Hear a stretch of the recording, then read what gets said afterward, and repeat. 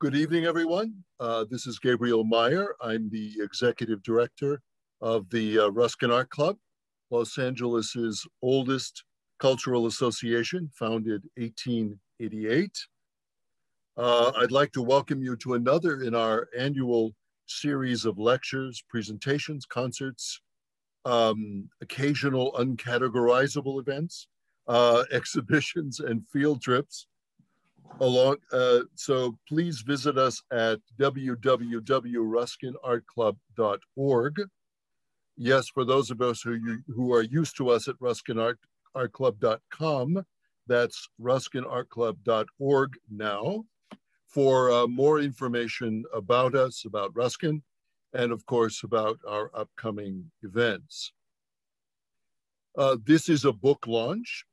And through the kind offices of Lee Kaplan of Arcana Books, we are prepared to offer signed copies of the Spanish style house during this presentation.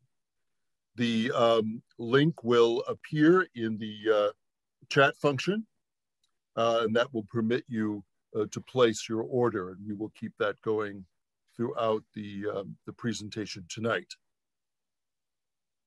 Without further ado, I'm going to turn the proceedings over to a dear friend of the Ruskin Art Club, William Deverell. Bill gave our annual Ruskin lecture at USC in 2018 on what Los Angeles was like in 1888. And you can find that talk actually on our Ruskin Art Club YouTube channel, as with all of our presentations. William Deverell is professor of history, spatial sciences, and environmental studies at USC, and director of the Huntington USC Institute for California and the West. Bill? Thank you, Gabriel. Hello, everybody. I have been Zooming my way through 2 or even 3 terms at USC, and I have never been on a Zoom call this friendly. It's wonderful to hear you all chatting with one another. I'm really pleased to be here. I adore the Ruskin Art Club and its personnel and its long and deep history in LA. I'm coming to you from my family's own 1923 mission style house in Pasadena, so I feel very much at home with the topic tonight. We're gonna hear from the Dream Team collaborators who've put out this beautiful, beautiful book, The Spanish Style House, From Enchanted Andalusia to the California Dream, put together by Melba Levick and Reuben Mendoza. So we're going to hear from the 2 of them for the bulk of our time here tonight. But I urge you to put questions and comments into the chat if you care to. And we can hopefully engage in some give and take with the authors of this magnificent book when they're done with their part of the presentation. As you probably all know, it's a fascinating connection between the Iberian Peninsula and California. Melba is a distinguished photographer with many distinguished photographic books to her credit. Ruben is an archaeologist and a photographer himself. He's affiliated with the Cal State University Monterey Bay as a founding faculty member. The 2 of them have worked on a book on the California missions. This is, of course, within the theme of the mission style revival, needless to say, in these homes.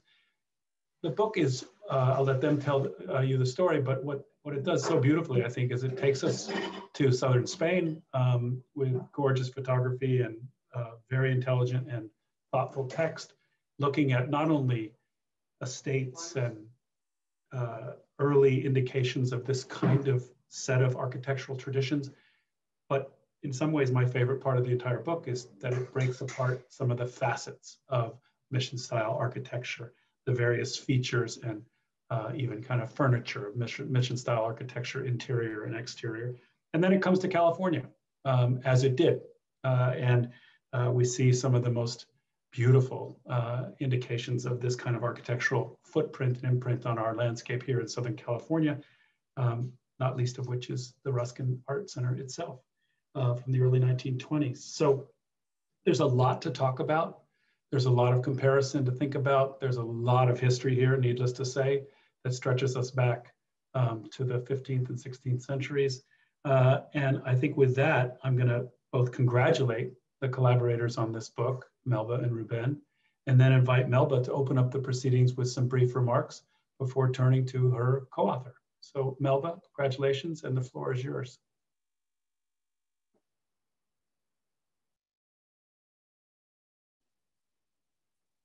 Can you hear me? Am I unmuted? Yes. So hello, everyone. Thank you so much, Bill. And I just want to welcome you all. We're so happy you're here to help us celebrate the publication of our new book. And I want to thank the Ruskin Art Club and Arcana Books for organizing this event. And of course, much gratitude to Rizzoli, to our wonderful publisher, Charles Myers, and to Douglas Curon, my amazing editor of many years and many gorgeous books. We call this book our magical COVID book. There were many things we had to adapt to over this past year. It was a difficult birth, but we're very happy with the results. Having lived a good deal of my life in Spain, I have always been attracted to Spanish colonial style here in California. When I began living here part-time in 1986, I immediately felt at home because of the climate, the vegetation, the gardens, and the architecture. I realize now how many of the books I've done over the years, the past years, including 4 on Mexico, have some connection with Spain. I've always been fascinated by the back and forth exchange of style and design from Spain to Mexico, to California, back to Mexico and Spain, and so on. Having photographed 2 books on Spanish colonial style, Casa California and the California Casa some years later, this book that we're doing now needed a different twist. It occurred to me that it would be interesting to show how so many architectural elements came directly from Andalusia, from southern Spain.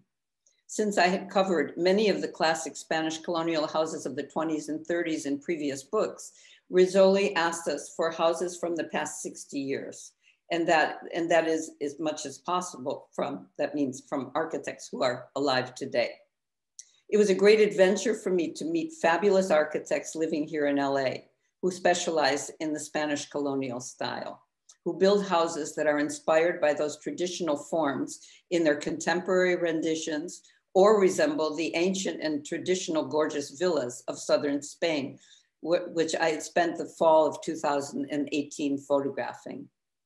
It was a wonderful voyage, one villa and countess leading to another in southern Spain, and one fabulous and interesting architect leading to another in Southern California.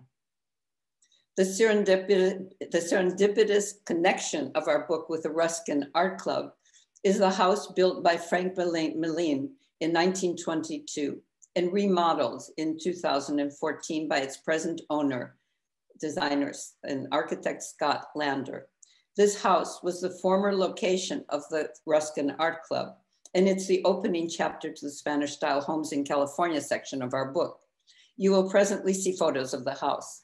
In Ruben's words, the Ruskin, quote, the Ruskin Clubhouse was the home of this juggernaut of artistic and cultural production and community pride. So I now introduce you to my partner, Reuben Mendoza, to whom I will hand over the program since he's the man of the words, with the words, but not without saying that I'm so grateful to be collaborating with Reuben. We met through common friends, one of whom is here tonight. And practically the next day, we began our first collaboration, which was our book on the California missions with Rizzoli. Then came our Nazreli Press book on Mission San Miguel Archangel, and now the Spanish style house. Our current project in progress is a book about Santa Fe style and design. Once again, Spain is in the equation. Not only is it pure pleasure to work together with Ruben, but he is a top scholar and writer, not to mention professor, architectural historian, and archaeologist. Without further ado, I present Reuben Mendoza. Good evening. I've been looking forward to this opportunity to speak to you about a subject that is very dear to my heart. I'm an architectural historian who does archaeology in order to get at the elements and features of ancient architectures. So the architecture I've dealt with over my many years of studies has essentially spanned the pre-Columbian world, the colonial period, and even recently, the adobes of California and other such structures. The collaboration with Melba has been gratifying. She has some 65 books to her credit, and I've been given the opportunity and the honor to work with her on these most recent books, as per our meeting by way of Paula Cruz Takash, a dear friend of both of us. She's here tonight. So without further ado in that regard, what I'd like to do is I'm going to go straight to the imagery, the type that you're going to see in the book. There's quite a bit of imagery. I'm not going to dwell on any given slide, but occasionally I'm going to stop to elaborate on details that I think are instrumental to understanding the Andalusian tradition and its origins. So let me move to the screen share. Of course, the cover of our book, and let me move to our introduction. When we think of Andalusia, oftentimes we think of exotic, we think of the Mediterranean, we think of a whole host of different kinds of representations that many California architects have used as a source of inspiration. So for example, in this particular case at the Casa de la Frontera, we have an example of kind of the clustering, almost the kind of montage that we would see in the home of Diego Rivera in Guanajuato, where he lived in such a community, literally clustered along a hillside, building atop building, whereas in that particular case, the buildings were of many different colors. So when we look at these structures, many of them spanning centuries, and in fact, Melba herself in the area of Mallorca lives in a structure that I believe she indicated was over 300 years old. So, and it's in beautiful condition from what I've seen. In this particular case, we see again from the Casa de la Frontera, the Pueblos Blancos, as well as Ronda. And Ronda is famous for the fact that it is clustered atop a hill, a precipitous, almost mesa-like elevation, and there are bridges extending to that site. Here you see essentially the bull ring on the lower left, the corridors, the arches, and many of the elements that have essentially come together through the course of centuries of interaction between different societies. And one of the things that I wanted to do is just name some of the societies, because oftentimes when we look into, for example, the California missions, many people will tend to create a monolithic image of the so-called Hispanic tradition or the Iberian or Spanish tradition. And I've come to understand it as a hybrid of conquest, so to speak, because many of the civilizations that extended into what we call Andalusia, and the Romans referred to as Baetica, were of every imaginable sort. Among these, and I cite these at the beginning of the book, essentially we had the Phoenicians, the Carthaginians, the Greeks, the Romans, the Vandals, the Visigoths, the Byzantines, Jews, Romani, Islamic Berbers or Moors and Arabs, and Castilian and other Christianized Northern Iberian peoples. And of course, that's a handful. And when you think about the many different traditions in architecture, daily life, warfare, all of these were brought to bear on the Iberian countryside. And so clearly, Andalusia, being positioned where it was very near the Strait of Gibraltar, in the intersection with the Mediterranean and North Africa, the Moroccan traditions, the Islamic traditions, all of these coalesced in this one place. This was seen as a key and strategic place, identified with the so-called Pillars of Hercules. And because of that, that symbol of the Pillars of Hercules came to dominate the currencies of Spain through much of its colonial campaigns across the globe. You know, más allá, beyond the Strait of Gibraltar into the New World. This was part of the ethos. And those columns that are depicted are draped with a banner, which when looked at and the influences had on the early American colonies came to define the dollar sign that we so often take for granted as being an American institution, when in fact it originated with Spain on the Iberian Peninsula. When we look to the photography and Melba Levick's efforts to capture the essence, the enchantment of Andalusia, we see buildings such as this at the Monasterio de San Francisco in Palma del Rio. And here we have many of the elements that could easily be found in any of the California missions. For example, we have the zapatos, and I won't go into all the terms right now, but essentially part of the framework of the structures, the aplanados, and all of the atarque, all of these different pieces that define the way in which ceilings were constructed.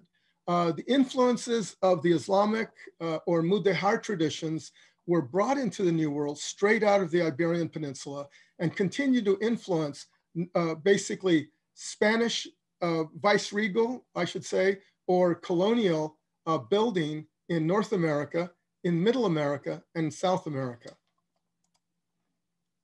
So when we think of this entire panoply of cultures, civilizations, and the passage of time that created a hybrid tradition, it really takes off with what I like to think of as an Islamic Renaissance in Europe. This is the Renaissance that anticipated the European Renaissance. And for some, there are problems with that equation. And we have people that argue, well, why would we want to have that tradition influence us? We have our own numbering system, and of course our numbering system is based on the Arabic tradition, as are so many other things, such as the way in which we construe time, 60 seconds, 60 minutes, and so forth, are all part of the Persian tradition, which was one of those places from which the earliest civilizations developed.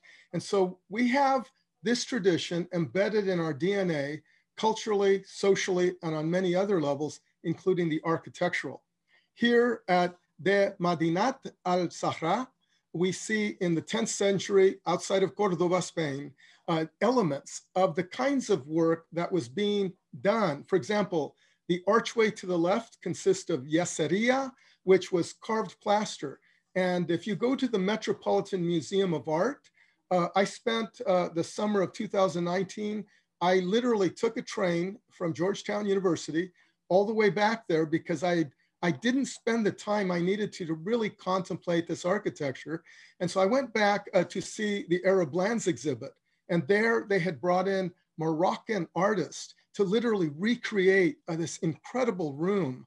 And I sat there for 3 hours in absolute amazement because I really took in the details, whether it was the Zelige tile that was hand cut by Moroccan artists, or the fountains, the woodwork, all of that was truly wondrous. When we look at the translation of these traditions to California, we're well aware of what many refer to as the mission style or mission revival style. I've been in debates with architects who will say, no, this style was not influenced by the missions. It's from the Mediterranean. It's truly Mediterranean.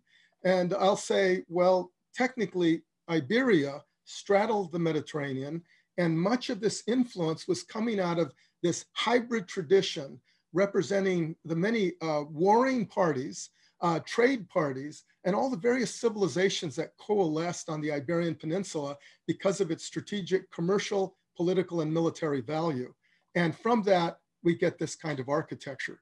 Literally, we're looking at elements here. For example, the ril that you see here is a linear waterway, and these can be found all over the Alhambra. The basic shapes of the fountains, the tiled roofs, the use of adobe, which I might note is an Arabic term. All of these things are part of this long-standing tradition out of the Iberian Peninsula. Here, the Capel Mansion was included to give a sense of how many of these different elements from the period of the Caliphates of the Iberian Peninsula, which first came into being at roughly 711. I know it sounds like the mini mart, but the 711 to 1492, a series of Islamic caliphates emerged, and they began with an invasion out of Morocco over the strait into Iberia. And from that point on, many of the Islamic traditions that had literally just been born at that time began to gel and really bring together the arts, the traditions, the technologies, sciences, and literature of that particular group of people. Here we see coffered ceilings, which can be found in many of the kinds of structures identified with that tradition. In the lower right, we see other examples, in this case, George Washington Smith and how he interpreted some of these, what we might refer to as arabesque designs. And of course, when we look to Andalusia, there is a romantic vision that gels there. Anytime I've traveled through that region, it is palpable. You can feel it in the architecture, in the countryside, in the people, in the tapas, in the flamenco, in the chess, and all of the other details that come with that. And while much of the tradition that's identified isn't so much identified with the torreada or the bullfighting, it was one of those dimensions that came into being during the Caliphate. So when we look at the region identified with the Iberian Peninsula, obviously, we're looking at the whole of the region, but Al-Andalus, which again is the Arabic term, or Andalusia, as it's referred to, basically span this region here. And it's not really clear, but bear in mind that at one time, the Caliphate spread all over what we could construe as the Iberian Peninsula. The Greeks dominated portions of the far north. They identified the region as Iberia after Iberias, which is the river, that by 500 BC, and that eventually translated into the Iberian Peninsula. So when we look at Andalusian expressions, what are we specifically looking at? And how does it translate into the way we think about all of this? I'm trying to move my, there we go. I have the control panel. I'm trying to move it so it doesn't block anything. Here we have an excellent example of yeseria. Bear in mind that this is carved plaster, and this entire palace was done up at the Casa de Pilatos in Sevilla, Spain. And this is an example from the 15th century. But you get a sense that this represents a wholly distinctive style that in many ways can be construed as a form of early neoclassical, in that they're drawing upon the works of the ancients, the Greeks, the Romans, the Egyptians, and all of these civilizations are literally being resurrected into the Islamic tradition, into the caliphates of ancient Spain for this period that could be construed as the medieval era of that time. Let's see. One of the things that we often draw upon and which often inspired much of the architecture of New Spain, or the viceroyalties of New Spain and that of Peru, was in fact these colonnaded courtyards. They include inspirations from the earlier traditions of the Romans. We see statuary, we see tile pavements, we see cobble pavements. All of these things have antecedents. And here at the house of the Counts of Torres Cabrera in the 17th century, we have the Palacio de Viana in Ronda, and here the kinds of gardens that were so typical of this. These are inspired by other similar traditions identified with Riyadh, which were these courtyard gardens that existed all over North Africa and in the Persian lands. Here, basically, we see at Ronda, Spain, this star vault, referred to in many ways as the Mudéjar star, especially in the California missions. The stars that you see can easily be found in one form or another, reintroduced in the form of stars representing the Star of Bethlehem. So here you see an intersection of both Christian and Islamic religious traditions, both, well, to one extent or another, acknowledging one another. If you go to the Carmel mission, these stars appear literally on the main facade to herald the coming of the Christ, though it is in fact an Islamic symbol. Here we see one of the many courtyards at the Casa Cardenas in Écija, Spain, and in this particular case, groined vaults, which are beautifully done in this particular structure. And of course, you have the altaraque, which essentially is a form of carving which leaves pendants hanging from ceilings, but here very elaborately done with the wrought iron elements to embellish the structure in such a way as to create that feeling of an ancient time, a medieval period. Of course, the bóveda esquifada, which is essentially an 8-sided dome, in this case, the dome of the Mihrab, dated to the 8th century. These were some of the early inspirations that occurred shortly after the basically the invasion and the migration of the peoples of North Africa. And soon we would see this in some of the most elaborate architectural forms imaginable.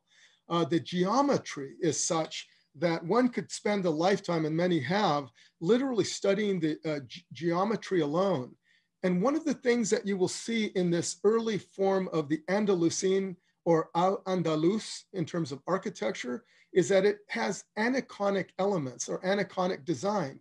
In other words, as per the Quran, the Islamic book of faith, you will not see animals or humans portrayed. You will see floral elements, branches, trees, etc., but humans are not to be depicted.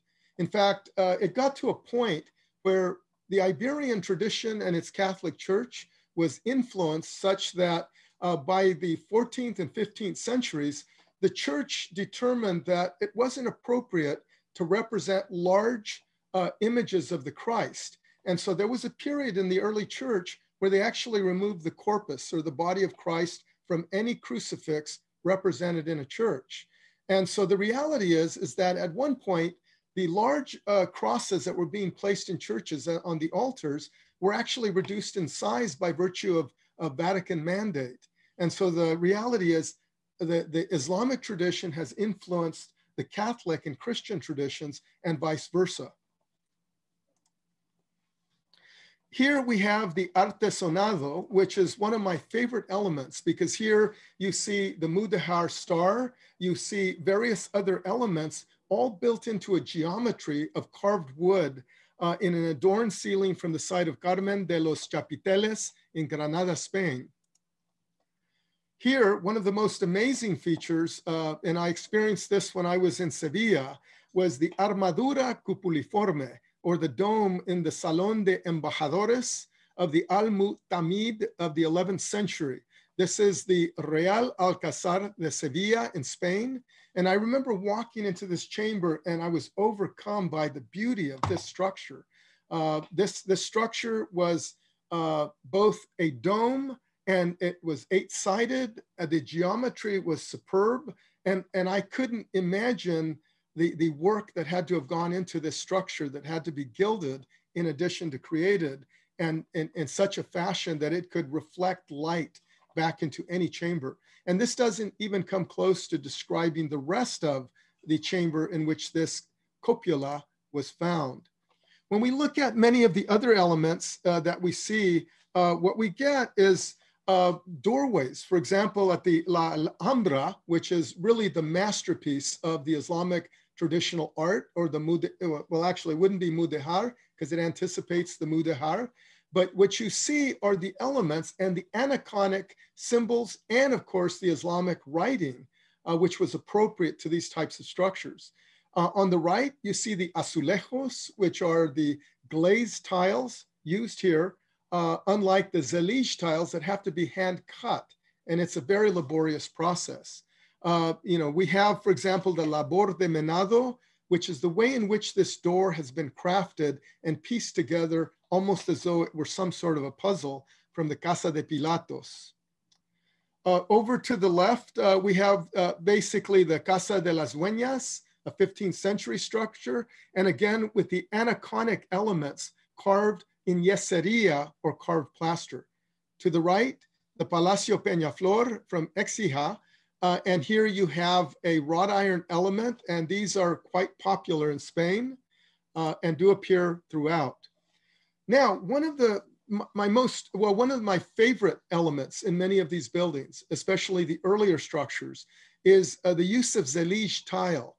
This is a North African or Moroccan traditional style in which each tile has to be cut, the geometry has to be calculated precisely in order for every single cut piece of this material to fit in its appropriate place. And you will note, for example, that we have the Mudehar stars literally integrated across this entire panorama. And bear in mind that every element here had to be cut by hand with a chisel. Anything could go wrong in that process. But after years, many of these artisans spending their lives doing this kind of work were really quite adept at this kind of pattern. Here you see the zellige in the lower right. You see azulejo, glazed tiles in the upper right, and then the azulejos being used for a window stoop here on the left. So one of the things that Melba and I talked much about, we were trying to make a book that would appeal to designers, to architects, to graphic artists, and even to those who love the geometry of the Anaconic designs, which are bereft of humans and animals. So we decided to set up sections in the book. We could have done more, but we're limited by space. So we wanted to give a sense of the diversity that exists within, for example, the rejas. Rejas are a craft that has come to the New World, is still very much a part of the landscape, the craftsmanship of Mexico and Latin America, but these are window grills. And of course, they represent every imaginable kind of variant. Often the floral designs or Christian iconography and other Islamic patterns can be germane to these. And you see two elements or two windows from Ronda on the top. We have that from the Chapiteles, the Carmen de los Chapiteles in Granada on the left, and then the two lower from Sevilla and Ronda respectively. When we look at the kinds of fountains, and we featured several fountains in this framework, here we have one example where we have the benefit of a date in the lower right.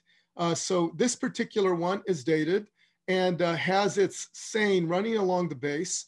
But again, many of these fountains have whimsical characters of the type you might expect in a Gothic and other kind of context. Here, these particular fountains are ever more elaborate, carved in marble.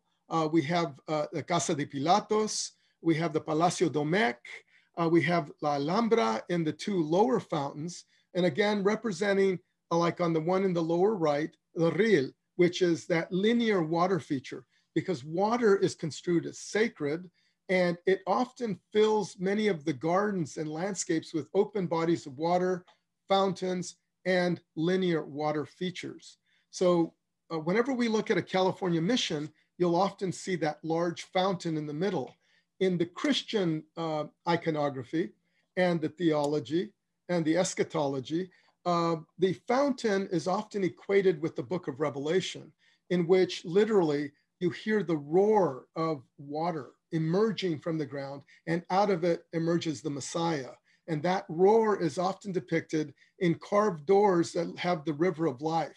And it is out of that, that particular eschatology, that particular symbolism, that we have the Christ, we have the fountain, we have the well. And so the water usually is found at the epicenter, or what might be referred to as the quincunx, at the center of any courtyard in a mission garden. So we move to the palacios, or the estates. We have 5 of these, and I will walk through these relatively quickly, but to give you a moment to just contemplate the beauty, the design. You have the azulejos, you have the beautifully carved arches, you have every imaginable portion of this. For example, the labor de menado that forms the doorway here at the Palacio Mondragon in Ronda. In this particular case, the Mondragon has water features with the riel. You have an open a basin here, a secondary fountain, the riel as though connecting the two. And then of course, the pebble pavements that are so popular in Andalusia. Again, when we look to a lot of these gardens, we identify them with the charba, or the charba, and these are the quadrilateral elements of the garden that symbolize the Islamic paradise. And I see these in a number of the California homes that we featured. And I'm not sure that in every case, beyond the design element, that the owners or in the architects or designers are aware of the symbolism that identifies directly to the Quran in those kinds of layouts. Here again, we have imagery related to these sites. One of the details that I wanted to bring to the fore in terms of the Casa de Pilatos, which dates to the late 14th century from Sevilla, is that anybody here, and I know I can't see all the hands, if any, but there was a movie done called Kingdom of Heaven, which is about basically the Crusades and the taking of the Holy Land. Well, the Islamic Palace that's represented throughout that movie is this one. And it's actually in Sevilla, not in Jerusalem, as we're led to believe in that film. And so the reality is you're in on a little bit of a movie anecdote here. But if you remember that film, or if you run off to go check it out on Netflix immediately after this talk, you will look at the details and you'll get an inside glimpse into many of the rooms with their Asulejos and a whole host of other detailed elements that are clearly straight out of the Islamic tradition. All kinds of drama and intrigue happen in this courtyard in that particular film, The Kingdom of Heaven. You see the interiors. For me, this is the kind of study I could only dream of, to be able to sit down in a room like this with all of these elements that I've spent the better part of the last third of my life studying, looking at the artesonado, looking at the azulejos, looking at the yeseria, the lamps, the paintings, every imaginable part of this. Just these two images capture that detail and that ambiance for me. So when we move through these palaces, we're now at the Casa Palacio de Cardenas, which dates from the 16th century. And this one has a really interesting history because this particular city in Écija was one that is very centered on the equestrian tradition. So this palace literally has a built-in stable, and the stable you see in the lower right of this image with groined, I misspelled that. I hope that's the only misspelling. That should be groined vaults throughout. And you see the groined vaults in the hallways in the lower left. And then you see the groined vaults within the stable in this Casa Palacio de Cardenas. And more importantly, in my mind, you see in the upper right, the Esparto in the Casa Palacio de Cardenas. And some of you may be familiar with these if you've ever traveled through Spain or the Andalusia. The Esparto is a fascinating artifact, especially for an archaeologist, because what you're looking at here is 7,000 years of industry. This particular device for shading one from the sun was first developed at that time, some 7,000 years ago, and it is clearly it has evolved, and it continues to be used as though somebody pulled it off the rack at Target. And yet the reality is it is an ancient artifact. And for an archaeologist, we can't find a better thing to deal with than dealing with objects with such incredible antiquity. Here we have the Palacio Domec, and this is in the Estilo Riyadh. As I'd mentioned earlier, in Morocco, you have these interior courtyards.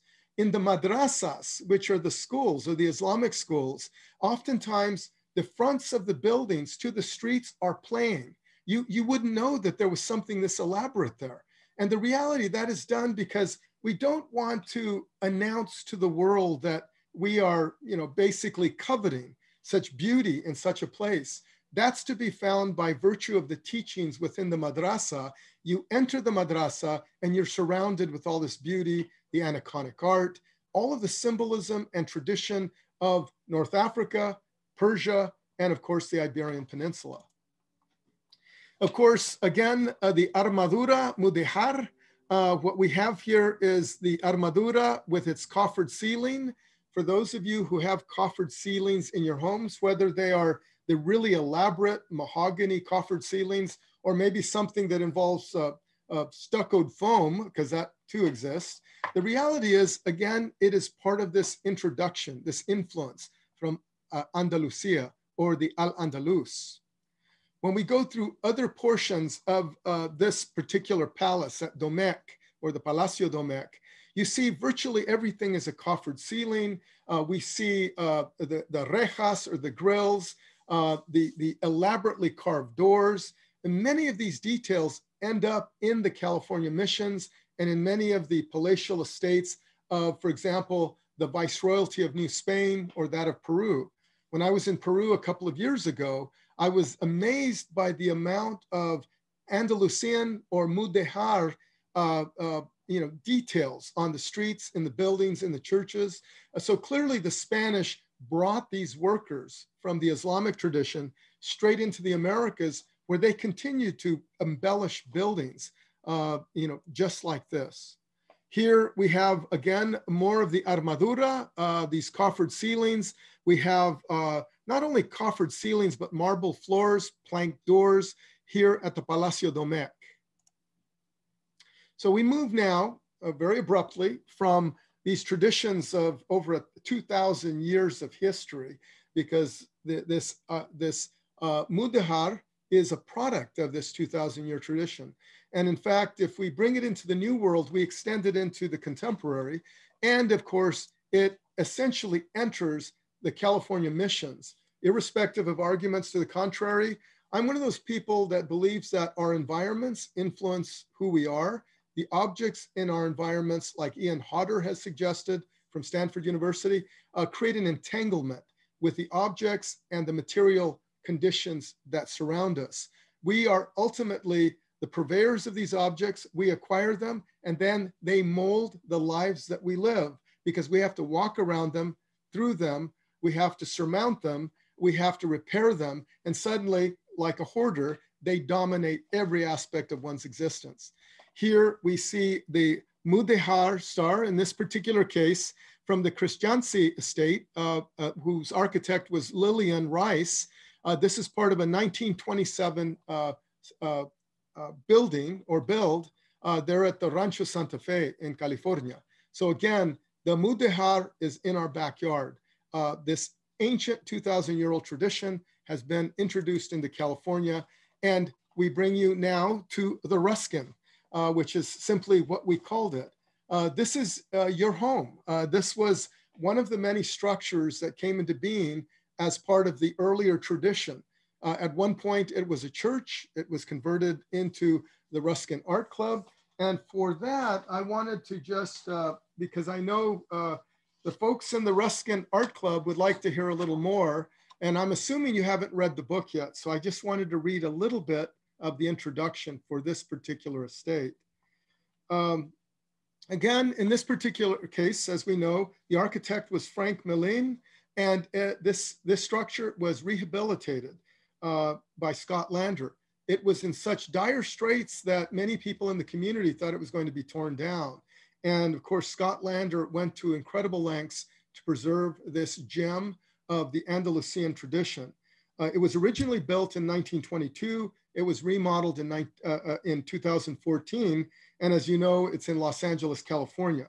But for the introduction, rescued from oblivion by a visionary designer, Scott Lander of Lander Design, this 1922 Mission Revival style residence was first built to serve the needs of the nearby Congregational Church Extension Society. Originally designed by noted local architect Frank Millin to serve as a Sunday school room and parish house, the Methodist Church soon conveyed the property to the celebrated Ruskin Art Club for use as a clubhouse in 1926. As one of the oldest and most storied such clubs in Los Angeles, the Ruskin Art Club has long served as a center for the promotion of the arts and culture of Southern California through a calendar of social and cultural events and performances by new and established artists, art scholarships, and community activism. In so doing, the women of the Ruskin Art Club facilitated the establishment of some of the leading arts and cultural organizations of the Los Angeles basin, and did so by way of extolling the virtues of art critic John Ruskin's social activism, and thereby its namesake's vision for the unity of life and art. A product of the arts and crafts movement of the late 19th century, the club was founded as such as a women's group by Mary E. Boyce in 1888. and remains one of the most influential cultural and arts associations in the Southland. The Ruskin Clubhouse was the home of this juggernaut of artistic and cultural production and community pride. I'm going to continue a little bit more. You can read the book, but in case you don't happen to stumble upon it anytime soon. For nearly 90 years, the Ruskin was the epicenter of the Ruskin Art Club or Salon and its yearly calendar of programs and events devoted to featuring the works and performances of both established and emerging artists. In 2014, with the economic realities that the club was facing and mounting costs to maintain a clubhouse in dire need of rehabilitation, the club sold the compound to designer Scott Lander, who promptly moved on the renovations needed. Lander Design has transformed the former parish house and Sunday school into one of the premier homes of Los Angeles, and he did so in record time. Such was the pace of Lander's commitment to the rehabilitation and restoration that local residents of the Windsor Village Historic District, in which the former clubhouse is situated, initially protested the conversion of the former parish property. Moreover, the building's status as Historic Cultural Monument number 639 of the city of Los Angeles only served to heighten tensions. And now that I've got your attention, I'll let you buy the book. Okay, with these additional images, you get a sense of the ambiance and the fine details that were preserved in this particular structure. And here we see the exterior, and you note that there is a campanario or campanile here on the left. Many of the details that one would find on the exterior would easily fit in, for example, the mission at San Luis Rey de Francia near San Diego, or for that matter, at San Diego. Bear in mind that the San Diego Campanario was almost conjecture based on the Campanario from the Paula Asistencia east of San Luis Rey. So the Campanario element here could probably be more easily couched at the Indian Asistencia. So that was your Ruskin moment.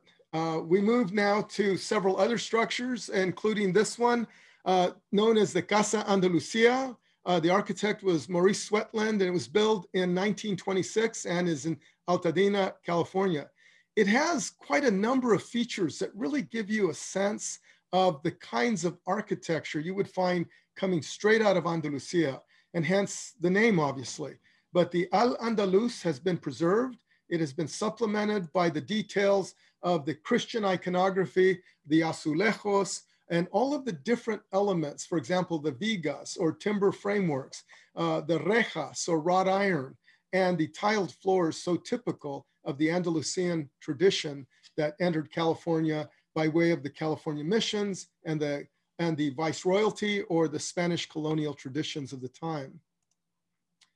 The next site is the Casa Blanca, not to be confused with the White House in DC.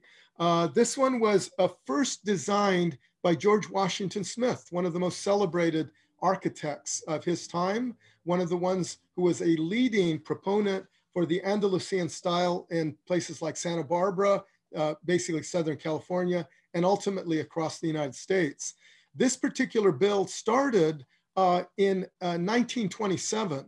Interestingly, it was part of a theme park that was designed by George Washington Smith.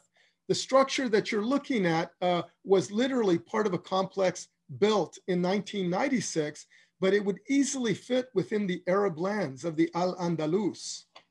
And there you see literally a takeoff on the tile work, the zellige that you would find, for example, at the Casa de Pilatos, or the Palacio de Pilatos. The interiors, though, blend a contemporary, and of course, modernized versions with arabesque or Arabic-like elements built into a host of features here.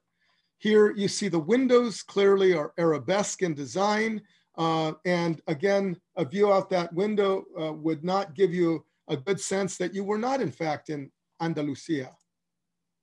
And of course, here a more modern, I guess you could call it a solarium, a patio, a rooftop patio overlooking the ocean. I'll see you there next week.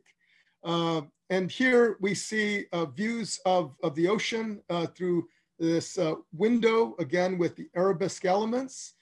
These are almost like the Byzantine or biform windows that were being used in the Mudéjar in places like the architecture in Sevilla. And here, of course, is one of the most amazing features of this entire complex, which was preserved under the remodel. And of course, this itself was built by designed by George Washington Smith and originally built in 1927. But again, he was very clearly touting the Andalusian and the Mudéjar, which was so highly prized in the architectural traditions and styles of Andalusia proper. And here we see a step, tile step, and then of course, the Asulejos that literally dominate the entire interior. We move now to the Mendelssohn Residence. The architect was Percy Park Lewis. He built in 1927, the original build was in 1927, and it was subsequently remodeled in 2004 and 2017. Here in the interiors, we see Southwestern themes.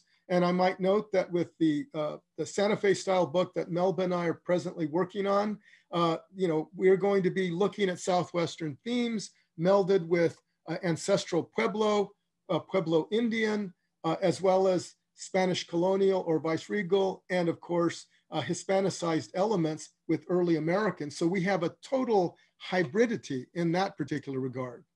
But again, you see the tiles, the work intended to kind of evoke this Andalusian tradition. Here we have a fireplace that would easily fit into a medieval castle with its Gothic elements, for example. Here we see arched doorways and then Native American elements. Again, the paintings are, really enhance these spaces. The color schemes are beautifully done to enhance the existing woodwork and the Andalusian features that exist there. The Mendelssohn Residence has, again, this solarium, if you will, and then, of course, the Mudéjar star windows of the type you would see, for example, anywhere in the region or in fountains on the grounds.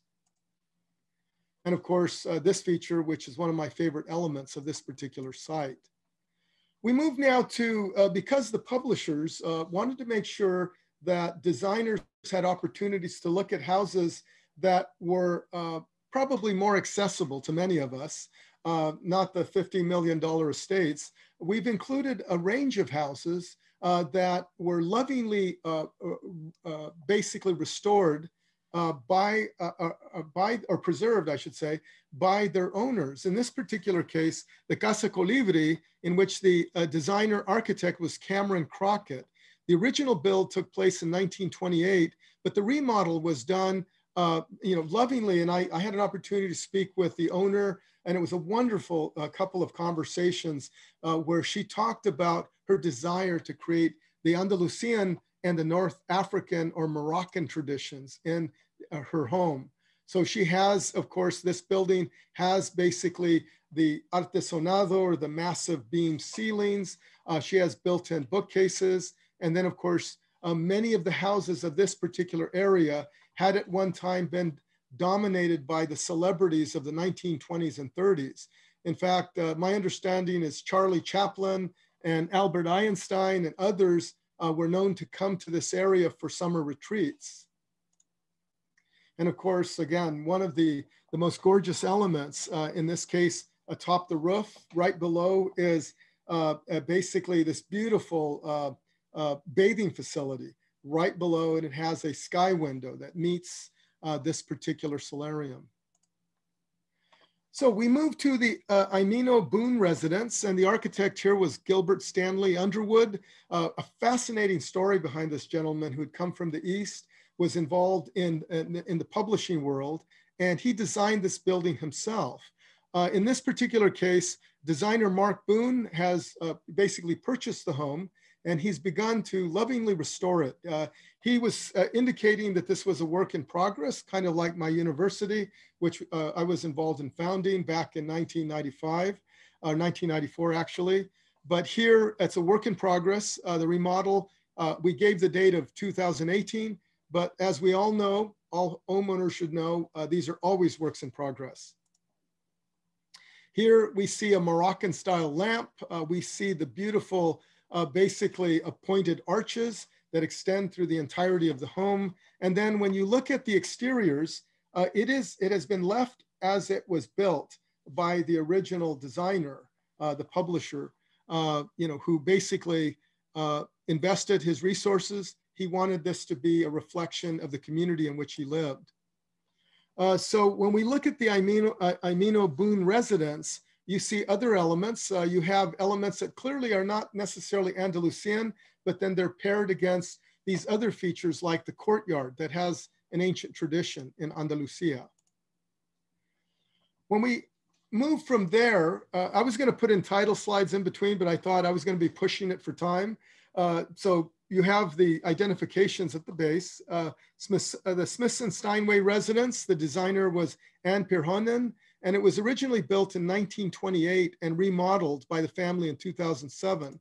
I found this particular building, which has more of a characteristic Mediterranean facade, but its interiors are really interesting.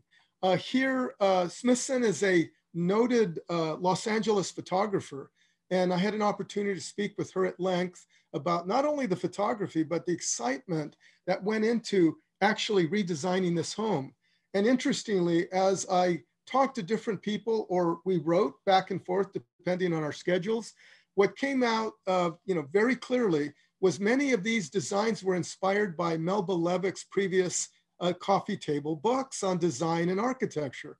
So I kind of felt a deja vu in all of this as I was researching these sites and learning that I was actually looking at Melba's conjuring of the real in this world, and then in the midst of stuffed animals, which made it a little bizarre for me, because when I saw the peacock on the left, I thought, who can take a picture like that and capture a peacock? Well, it was stuffed, so Melba cheated. Here we see a deer, also stuffed. We see an image of Charlton Heston, literally parting the Red Sea. And I asked about that, and that came from a movie set, and she was offered the photograph. And she's a photographer, and of course, loves stuffed animals. Here, a couple of more images, Heston in a couple of different images, contemporary art and design, as well as the elements that are original to the original building that were preserved. And this is how you want to do historic preservation. You want to represent, you want to conserve, preserve, for the purposes of the history and the pedigree of a particular building. This particular building, when I first looked at the exterior, I thought this is unusual in many ways. It didn't fit my notion other than the tiled roofs and obviously, for example, other elements like the fountains. But once I began to look at the interiors, it was beautifully redone. And this is one that architect and designer Thomas Callaway basically called Camina con Cristo, or Walk with Christ. The family for whom he remodeled it wanted it to reflect Andalusia, a little bit of the California missions, and essentially all of the best elements of both. And the original building was constructed in 1928. And of course, by 2007, this phase of the remodel had been completed. What you notice is that he has the equivalent of coffered or beam ceilings throughout.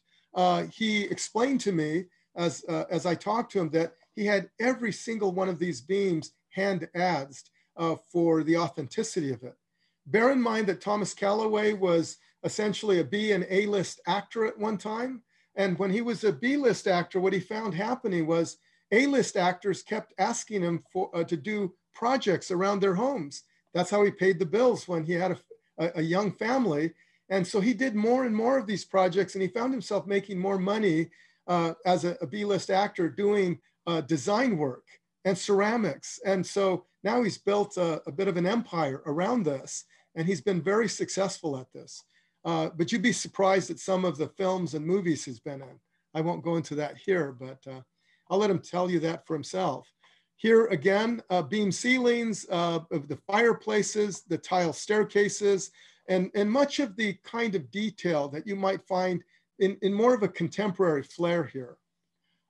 Here he had painters come in, and again, in the book, I detail who the painters were, what their backgrounds were, and again, you see the many rooms in the house with details that lend themselves to the sense. Here you see the reel and the fountain, so straight out of the Alhambra, insofar as the vegetation, the waterworks, and of course, the various galleries and patios that have been built for the grounds. Amazingly, he was asked by this particular family that wanted this place to be very family friendly, for a family that was very much into their faith. And they literally built a New Mexico style church on the grounds. Every stone in this building was part of his design, built of stone with the kinds of vigas and artesonado that you would expect in terms of the construction of the roof. That altarpiece, I swear I've seen in a New Mexico mission church, but it's a contemporary interpretation. And again, it's a place for the family to gather. And then we get to the site of La Habra Heights, which is the basically the cover of our book. It has many of the elements that you would find in literally Andalusia itself. The architect in this particular case was Robert Sinclair, but the original build was in 1929. And of course, there was a remodel in 1935. There were multiple remodels, but Robert Sinclair completed one of the more recent remodels in 2001. And again, this is in La Habra Heights. You see the tower to the right, one of the kinds of features you can expect to find in the European theater, if you will.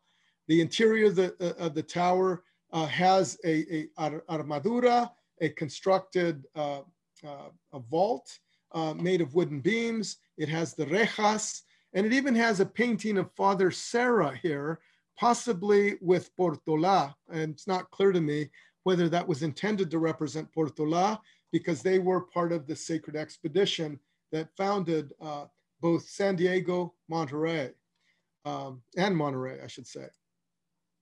The gardens, again, central to the design theme. Oftentimes the architects will bring in people on their teams that essentially address these kinds of details. And of course, this particular fountain, again, inspired directly out of the Andalusian tradition. This is the Desert House in Palm Springs, and the designer was Doug Smith. It was originally built in 1945. And for me, this kind of evoked, I thought this would have been a great cover, but there were some issues with it that we kind of decided to move on. But you get a sense of the Moroccan style chairs, the wrought iron or reja doorway, and the reflecting pool. And of course, the whitewashed walls, which are so typical, not only of Andalusia, but of the California missions and other colonial structures throughout the Americas. You see the courtyards, you have bougainvillea and other, you have palms, you have desert vegetation dominating this particular site. Of course, every owner has its own take on each of these sites, but you see the tiles, you see the archways, you see the menado of the doorways, as well as, of course, the Asulejos that form the stair steps. This is the next site, and we are getting close to getting through these, but the Kovalek Residence is one that has many elements, again, drawn from the Andalusian tradition. This one, architect Jeff Shelton. The original build was in 1951, but there were remodels in 2000 and 2005, and this is in Santa Barbara, California.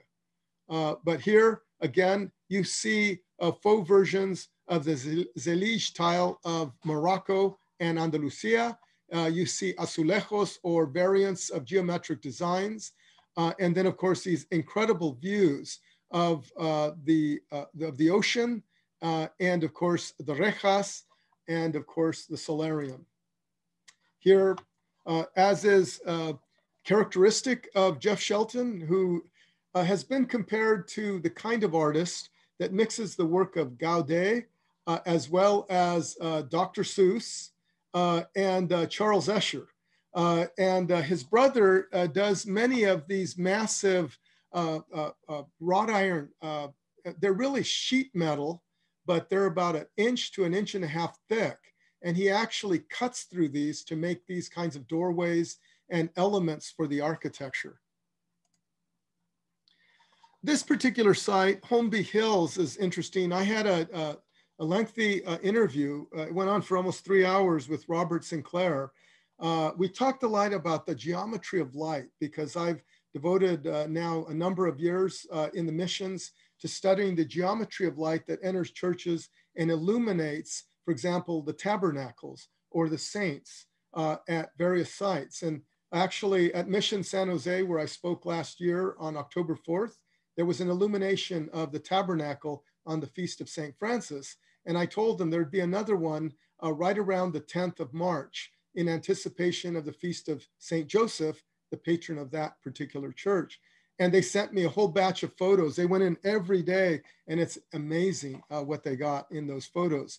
But with Sinclair, we talked about this, and he talked about how the way he works, and a number of the architects work who are represented here, the idea of the Andalusian is to bring the outdoors into the interiors and to take the interiors into the exterior courtyards. And it allows for a melding of nature, light, and geometry. Such was the case with many of the Mudéjar craftsmen who were attempting to achieve this harmonious balance between nature and humans, without representing humans, I might add. And in the process, we see that here in, in some fairly amazing architectural elements. What I was told was basically these groined vaults, many of them here and in other sites that Sinclair has done, were crafted by Italian craftsmen who were quite versed in working with this kind of stone. And so you would never see a seam or anything else in much of this. In the groin vault to the left, you see the masonry, the brickwork has been left exposed, and it adds to the ambiance and the antiquity, the air of antiquity represented here. Here, interiors, again, Mudéjar and Andalusian features, the use of light, the oculus with the window, the arched window below, and then the arched doorway below that, creating a sort of solar trinity, if you will. These spiral staircases are very much a feature, and in some of these sites, you will have tiled surrounds that extend throughout this lobby area or this landing. You see the palm trees, a Southern California feature. One of the things that drew many of the Spanish to this region in the early days, maybe not so many, was the fact that what has been described as the Mediterranean-like environment inspired many to come here. And people like Junípero Serra were really quite well acquainted with this type of atmosphere. So again, you get some sense of the colonnades in what is here the Truesdale Estate by architect Mark Appleton. And I should note the previous two images are Mark Appleton. This build was in 2004. And basically a lot of these sites, especially these new builds, literally involved bringing in ancient trees that were purchased in the city or from vendors, and they were literally brought up and planted, and some of them look like they're 100 years old. It looks as though these sites had been there for the last century, and actually these are new builds. It's an amazing accomplishment. Appleton's work is truly remarkable in that regard.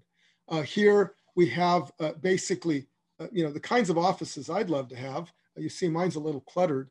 And then, of course, the groined vaults, again, another signature element of several of these architects. And then, of course, a kitchen to die for. The Ril water feature, again, this particular site at the Bel Air crest by architect Robert Sinclair has the kinds of quadrilateral garden that is so characteristic of the charbah representing the Islamic paradise. So you have the Zelij water features connecting one end of this site that's construed as the paradise of the Quran, here with the vegetation, the water, the fountains, and the various elements that make up that place that is construed as sacred. In this particular case, this is one of my favorite elements or features in many of the houses that I've looked at over the last year. And here you have a combination of Roman or Greco-Roman, you have medieval, you have Gothic, you have spiral staircases, you have literally the conjuring of the Andalusian and the Islamic influence, and its, let's say, early neoclassical conjuring of antiquity, all in one room with an incredible lighting scheme and elements such as these Mudehar star windows that have been engraved into the upper vaults of the groin vaults overlying this structure. Here you have the biforium windows of the Byzantine, and those are fascinating because you also find those in the Cathedral of Sevilla, and there in that massive minaret tower that was converted into a Christian tower, there are multiple biform windows. And I had to search these out to try to track them through Andalusia to see where they were appearing. So whatever I wrote usually came at the expense of researching an entire type or feature to try to get at its roots so I could better understand and explain them. And of course, another view of the charbah. You see the quadrilateral feature with the four components, the center, and then the water feature. Again, the Islamic paradise. And then the exterior being brought into the interior and vice versa. And interestingly, this gargoyle-like fireplace dominates this one exterior landing. The next site is La Casa Amada, architect Kevin A. Clark. The build was in 2007. And again, what we have is a structure. I know I'm running out of time here. If I haven't already, just let me know. But I will go through these last few sites. No offense to the architects. I know I'm running out of time.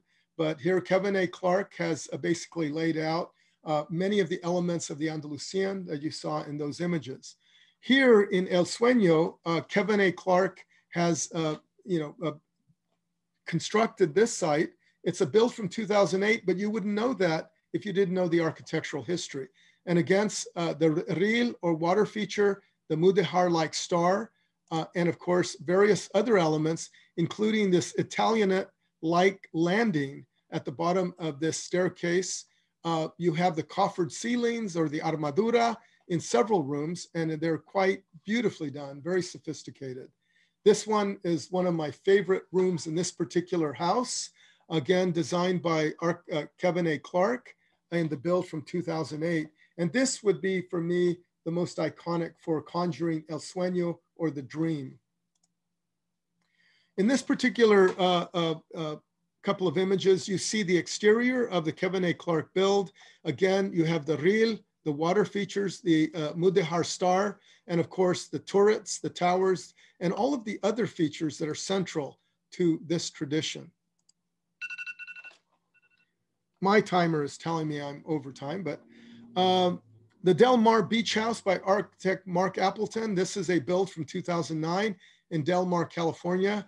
And I found myself searching the entire coast for this house because let's just say some of the information fell through the cracks. And I found it through Google Earth and basically zoomed in on this one. And then I was able to look at the entire structure and basically was able to get a real appreciation for its environmental context. But you see that many of the elements of Andalusia, the pebble pavements that I talk about at length in the book, as well as the rejas, the doorways, and of course the Asulejos are all part of this particular site. The rejas, again, the beam ceilings, elaborate tile work, and of course, beautiful furnishings that are period appropriate for example, the 16th century.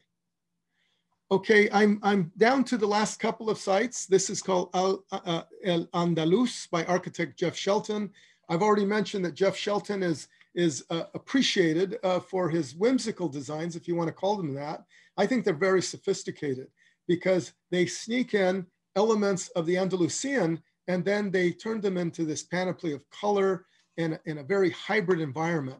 And all of the kind of a steel blue that you see, those are all massive cut metal sheets that were used to build the entire corridor, the balconies, and many other elements within this site. You take another look and you can see the thickness of many of these pieces, again, all cut from massive plates of iron. You notice basically the kinds of archways, the keyhole archways that are identified with Cordoba and the Mezquita, which I visited a couple of years ago. These are beautifully integrated into the on Main Street here. You enter the structure and then you have a whole host of different kinds of designs. For example, the mashrabia, which is typical of the balconies. These were intended for women who had to be chaste and very private so they could look into the outside world through these lattice work enclosures that you find all over Peru. It's incredible. In the downtown area, these were very much in vogue and they extend well back into the Islamic tradition. The interiors, very modern. Again, the beam ceilings, in this case, wooden floors. And then we go to the Malibu Classic. Architect Eric Evans built this in 2013, but these are just incredible spaces that he's captured. And again, and looking at them, you have the arabesque-like windows or the pointed windows, and of course, other features that really enhance the area, such as this reflecting pool overlooking the ocean. The Sloan House or Sloan Residence, Kevin A. Clark once again, 2013 in Montecito. And one of the things that Clark discussed about this house that he was very proud of was the efforts made to create this balcony, which is a geometric form that was really hard to capture in this particular case. He invested the time and he got it right. Just another view of that structure. And then finally, Jeff Shelton and the Santa Barbara walking tour to give you a sense of how we go from this 2,000-year-old tradition that begins in North Africa and Persia. It literally flowers in the Iberian Peninsula in what could be construed as the Islamic Renaissance. And out of that comes a series of architectural forms. And it's like a palimpsest in which you have one element or one feature or one design emerging and becoming dominant over all others while still reflecting the traditions of the past as though part of a neoclassical conjuring of Islamic and Greco-Roman and Egyptian and Persian and other traditions representing the richness of the cultural traditions of the Iberian Peninsula or Baetica to the Romans. Here, Jeff Shelton has literally taken it and created buildings that you would think were right out of a Charles Escher drawing with Dr. Seuss writing him hard and then taking on the elements of Gaudí in order to build structures such as this. These structures are popular such that there's actually a walking tour, and this is the walking tour that we closed the book with, in order to give a sense of how the Andalusian tradition, inspired by a whole host of earlier traditions, Anaconic design, bereft of human depictions or animal depictions, with flowers, geometry being central to the sense of what constitutes the divine. And then we end up with Jeff Shelton here at the end, taking all of this complexity and distilling it into something that anyone of any age can appreciate. And the last thing I was going to say is this building was commissioned to Jeff Shelton. And what was amazing was he only had a 20 by 20 foot footprint to work with. And nobody could build on this site because it was only 20 by 20 feet. And for those architects that might be in the room, you understand the challenges of this. So what he did was he built an apartment essentially 4 to 5 stories tall on that footprint, which is only 20 by 20 foot wide. And to me, this is truly an amazing structure. And I close with a promo for our book, available at Arcana Books through the online link from your site to Arcana.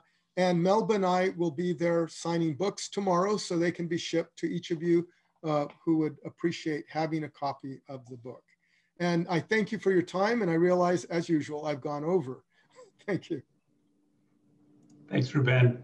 I'm going to turn it over to Gabe in just a second, but Melba, your work has been so represented in the talk from Ruben. We've seen your work in such beautiful capacity. Do you have any closing remarks you'd like to make about doing the project?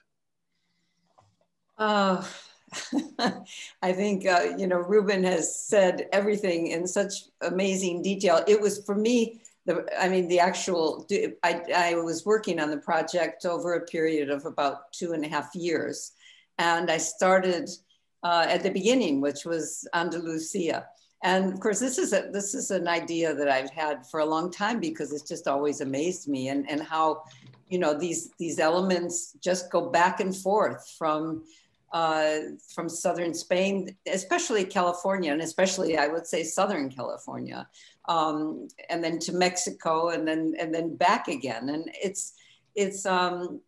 it was just a wonderful voyage, as I said earlier. Just you know, meeting people, the villas, and the way the whole thing came together very organically. I mean, I had a wonderful contact in southern Spain, an American photographer who lived there, and I met his mother actually in New York, and that was fantastic. And he really helped me get to the first countess, who was this wonderful woman, very accessible and fabulous. We had an amazing meal with her at her house, and she basically opened a lot of the doors in Seville and also Granada and Cordoba of the villas there. And then I had much the same kind of experience here in California from one architect, and the architects were very, very generous with each other too. Oh, you've got to see so-and-so's work and so on. So the book really came together in a very organic and wonderful way, and I enjoyed every minute of it. I love this stuff. It's I vibrate to it, and it really resonates with me, and I hope it does with you. I hope that you enjoyed it, and I really am grateful to all of you for being here. So it's just great to see all of your faces and different parts of my life. Well, the book is further indication that the ties, the cultural, architectural, demographic, religious, imperial, etc. ties between our region here in Southern California and the entirety of the Iberian Peninsula deserve all kinds of scrutiny and research and work. There's so much fascinating work to be done. So I want to turn it over to Gabriel. Thank you, Bill. I think, Bill, let's go ahead. I would hate to, even though we're running late, I would hate to leave the evening without giving a chance for any questions and reflections from the other participants. So let's give ourselves maybe 10, 15 minutes for some comments or questions. Okay, so if you have them, you can probably just, we're not that big a crowd. You can unmute yourself if you'd care to, or perhaps the best thing to do is offer up a note in the chat, and by way of your name, you don't even have to type your entire question. You might just say, I have a question, and I'll be happy to recognize you by picking up your name from the chat dialogue. We did have a question early on from Betsy regarding farmhouse features, the sort of more vernacular structures, I assume, rather than these palatial estates. And I did offer her a tip that I'll be happy to offer the rest of you, and certainly Ruben and Melba would know more, but there's a magnificent and obscure book published in 1925 by a mother-daughter photography team in Los Angeles, and their friend Myron Hunt, the architect. It's Catherine and Marion Hooker and Myron Hunt, and it's a book called farmhouses and provincial buildings of southern Spain. And it's where Hunt tipped into doing colonial revival when he came back here. So it's in that long genealogy that Ruben and Melba have now added their magnificent book to. Anyone else with questions?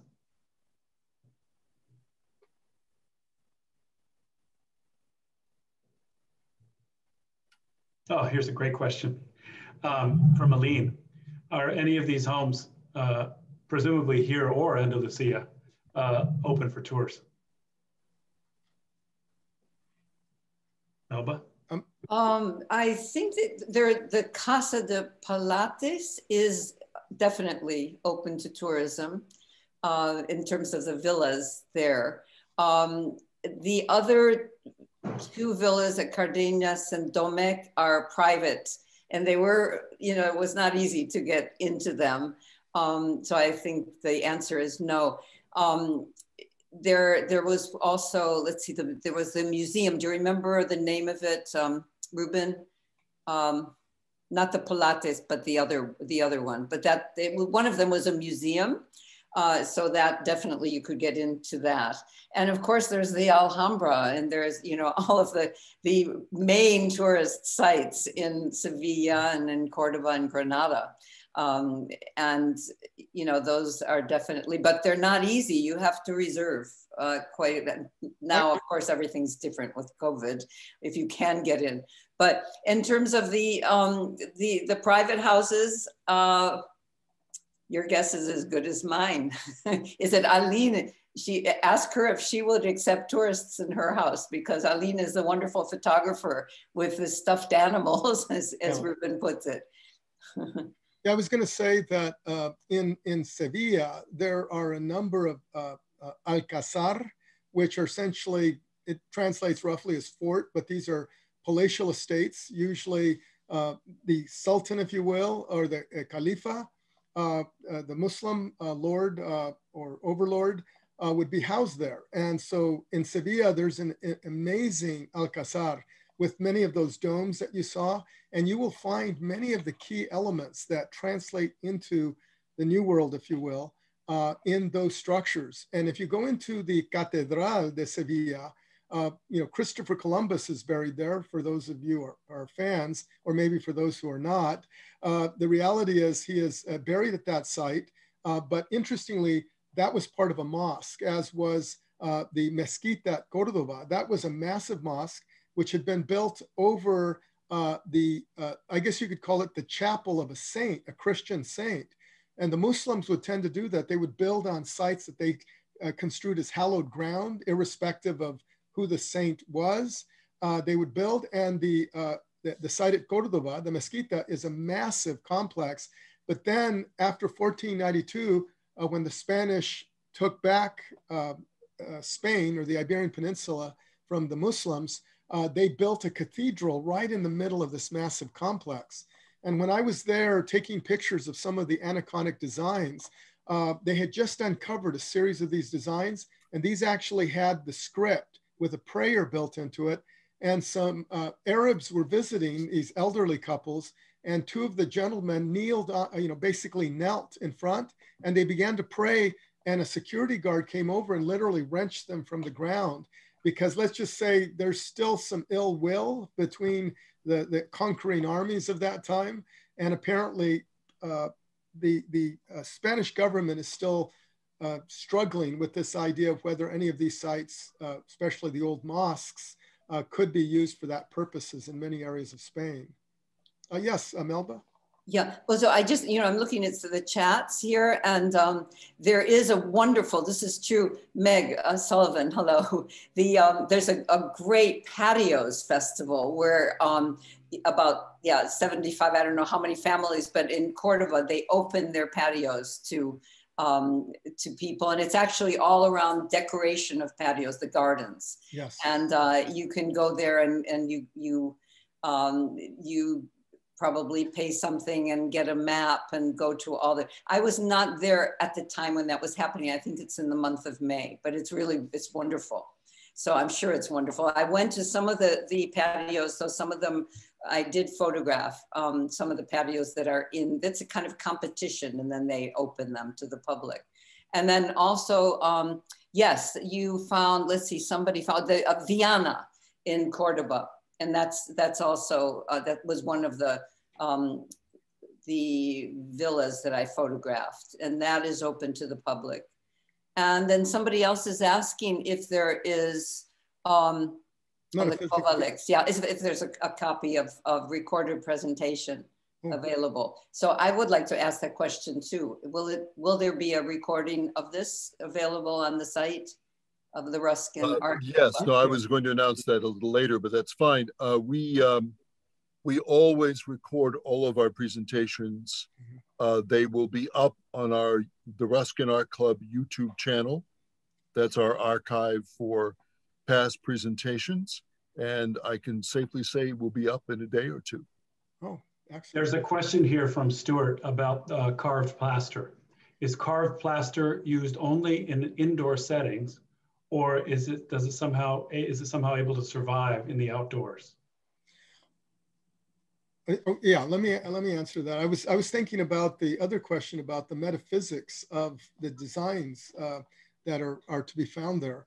But I've seen it in each of those contexts. In fact, in the archaeological site, Madinat, that particular site actually has it extruded into the exteriors, and it has survived.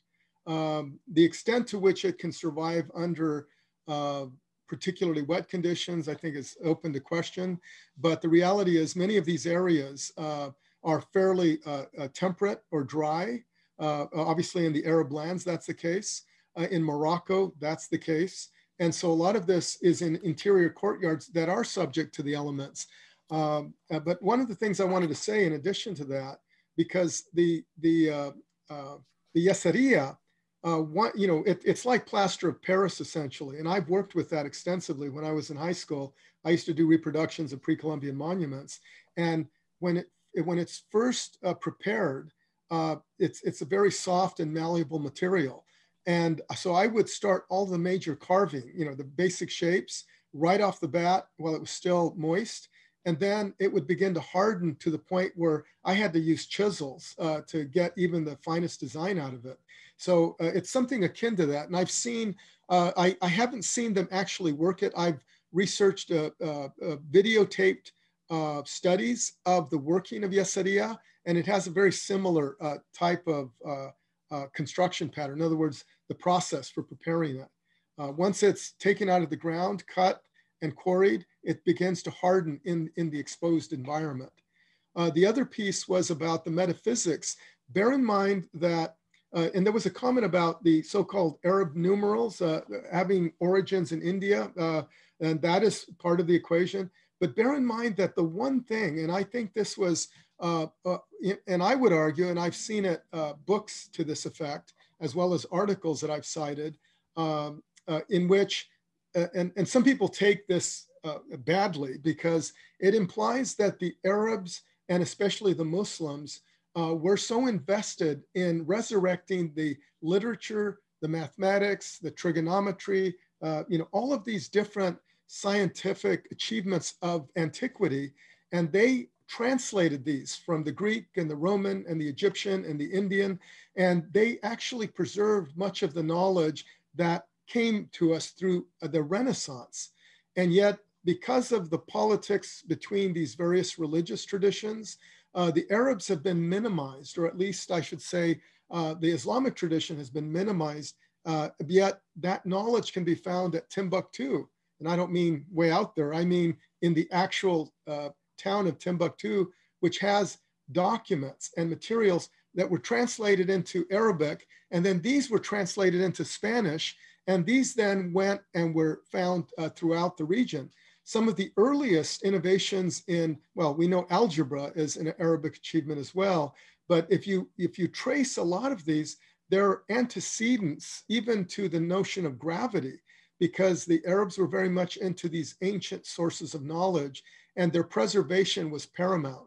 People devoted their entire lives to this. So I'm not surprised that a geometry, especially sacred geometry and the metaphysics of perfection would be inherent to many of the designs that we see in many of the buildings that we find.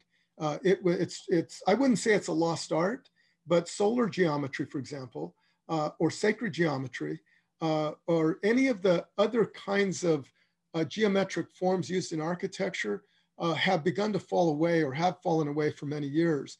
But many of these buildings you're looking at conform to the kinds of principles that really get back to some of the essential elements of sacred geometry. So there is a metaphysics in it, in other words.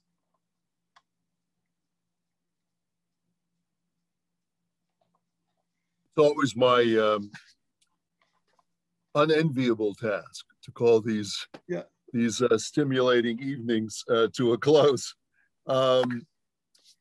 Special thanks to Melba and to Ruben and to Bill for this this verbal and imagery feast that we've been treated to over the last hour and a half or so. I'm especially touched, we're all touched from the club's point of view, for the fine images of our old clubhouse. So very special thanks that you included those. Just a very quick word about the next upcoming event.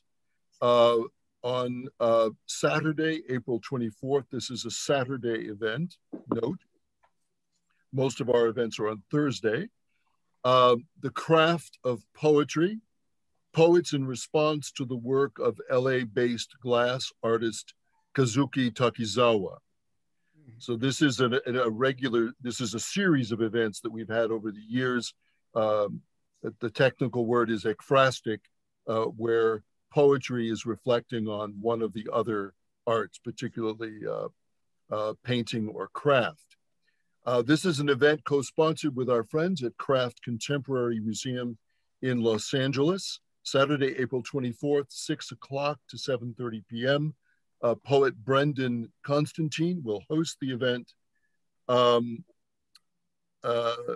The poets, there will be 3 poets reading who are responding to various glass pieces that Mr. Takizawa has created. Kaveh Akbar, Paige Lewis, and Lynn Thompson, who was just appointed by Mayor Garcetti to be our new Los Angeles Poet Laureate. So she will also be reading her work. So again, that's Saturday, April 24th, our next upcoming event. About this event, as we've noted, it's been recorded and it will appear on the Ruskin Art Club YouTube channel. I believe Katrina sent you a link to that directly to our YouTube channel.